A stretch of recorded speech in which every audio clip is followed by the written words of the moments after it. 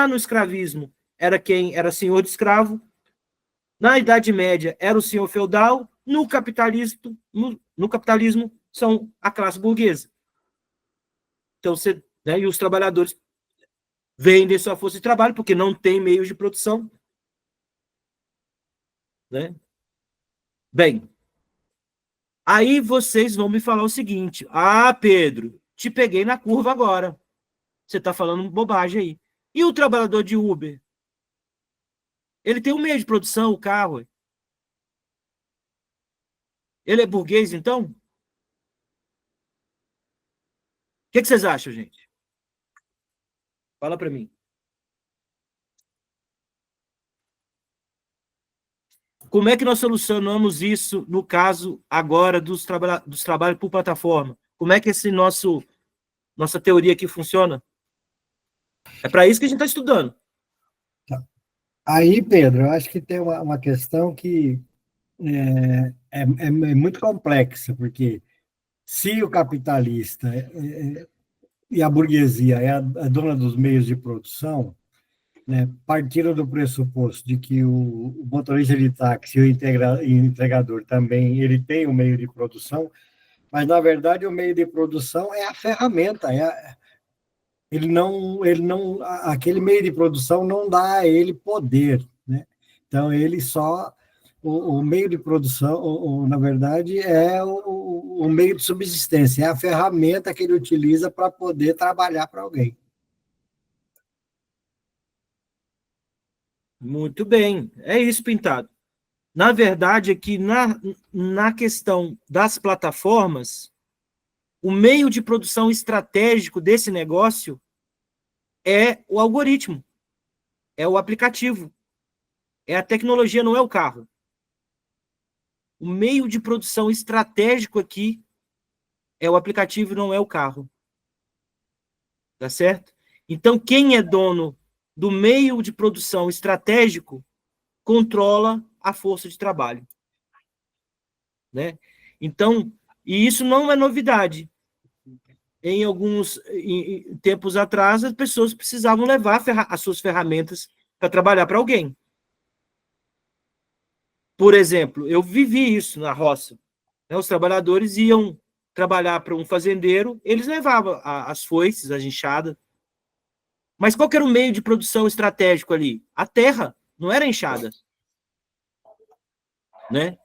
Então, assim, é só para a gente ver que existe meios de produção que são estratégicos para aquela função, para aquele negócio, para aquele tipo de produção. E, nesse caso, o meio de produção estratégico nas plataformas é a própria plataforma. Né?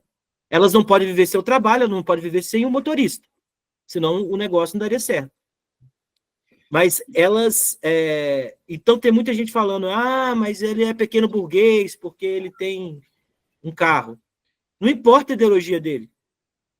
O fato é que ele vende a força de trabalho, que nem alguém respondeu aqui no chat. É isso que... Essa é a grande jogada, né, de dizer que ele é empreendedor e não um trabalhador explorado. Porque o trabalhador comum, num local, digamos, de trabalho com registro em carteira, por exemplo, ele tem as ferramentas, ele tem a roupa, ele tem um monte de coisa que é fornecida. É claro que sai do couro dele também, mas é fornecido para as condições dele trabalhar. No caso do cara da moto ou do carro, ele, ao contrário, ele tem que ele mesmo oferecer as suas ferramentas. Se essa ferramenta, que é o carro, ele tiver um infortúnio de quebrar, é ele que tem que consertar, e o custo sai dele, e o tempo que ficar parado, ele não consegue ganhar dinheiro. Se ele tiver uma batida, a mesma coisa. Enfim, desculpa aí me interromper. Tá ótimo, tá ótimo. Você falou muito bem. Hoje, essa semana, semana passada, agora já até me esqueci, que foi semana passada. O Mané, que está aqui, e o companheiro Indy fomos acompanhar a audiência pública dos motociclistas por aplicativo, que carrega gente, né? Transporte de gente por motocicleta, que foi uma audiência que teve na Câmara. E os trabalhadores, a ideia do empreendedorismo, né? Gente, olha aqui como é que essas perguntas ela resolve o caso rapidinho, como o Pintado está falando. As empresas estavam lá, a Uber estava lá 99. Elas falaram, não, mas o trabalhador aqui, ele é um empreendedor. Ele é intermediário pela plataforma, ele é um empreendedor, ele faz o próprio negócio. Aí o índio fez uma intervenção muito boa. Ele manda, ele escolhe o que ele vai fazer. Ele responde essa pergunta. Como produzir? Ele tem margem de liberdade, de decisão, para falar assim, eu vou fazer de uma maneira diferente esse trabalho de Uber aqui. Não. Ele tem que fazer dentro de um padrão estabelecido pela empresa dona do aplicativo. Ele não pode escolher e rejeitar cliente. Ele é avaliado o tempo todo. Ele não decide absolutamente nada. Ele decide a jornada de trabalho dele. Tudo bem. Mas se ele não trabalhar, ele morre de fome. Então, é uma decisão muito restrita, né? Então, aqui, olha, o que produzir? Ele decidiu? Não. Foi a empresa que decidiu o que produzir. A primeira pergunta da economia política. O que produzir? O que produzir? O serviço de transporte de pessoas ou de transporte de mercadoria, alimento, etc. Como produzir? Através da plataformização dos trabalhadores.